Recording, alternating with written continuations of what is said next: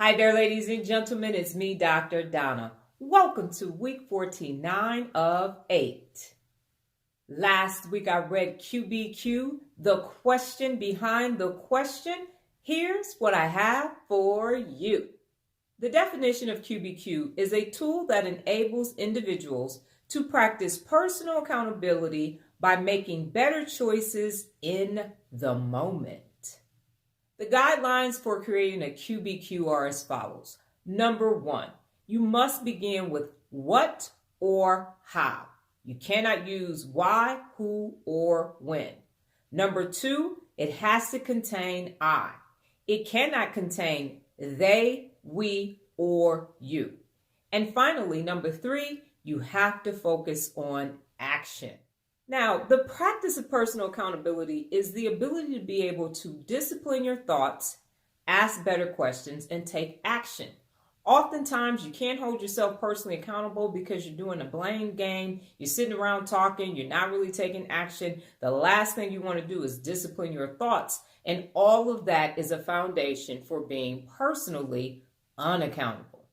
As I mentioned, personal accountability is not about complaining and whining and putting things off.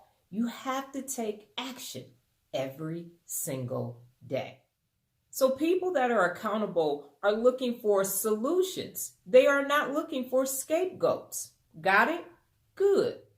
Now, this is something that is quite confusing for people. And they think that personal accountability is a destination, but it's not. It's something that you're going to be doing for the rest of your life, moment to moment, day in and day out. As long as you are alive, you need to be personally accountable for all that you do and all that you fail to do. Personal accountability. Who do you think it begins with?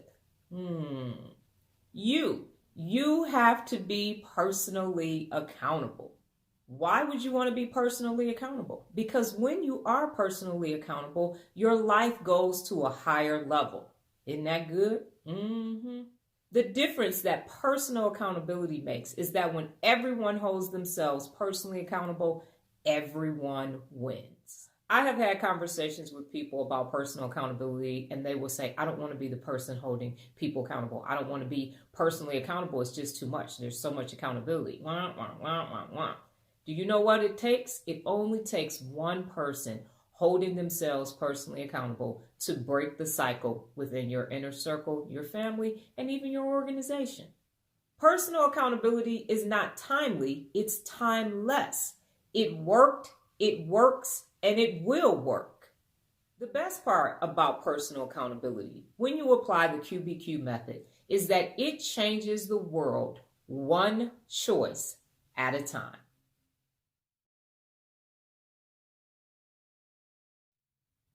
What was last week's discipline? Last week, I found myself comparing things to the worst.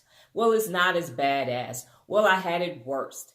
And what my daughter brought to my attention was that we focus on best. So if we're focusing on best, why am I talking about, well, it's not as bad as, well, I've been through worse. Well, I went 3 weeks with eating tricks and all. No, I have a statement that I say, as soon as you say, well, at least, you've already lowered the standard. So if you find yourself comparing something to how bad it used to be, you're never going to get to best. Best is the best. A standard of excellence is always what you use to compare something to.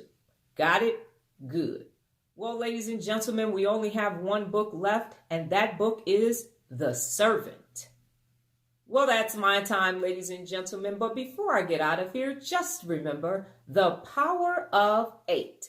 Being disciplined and patient makes life great.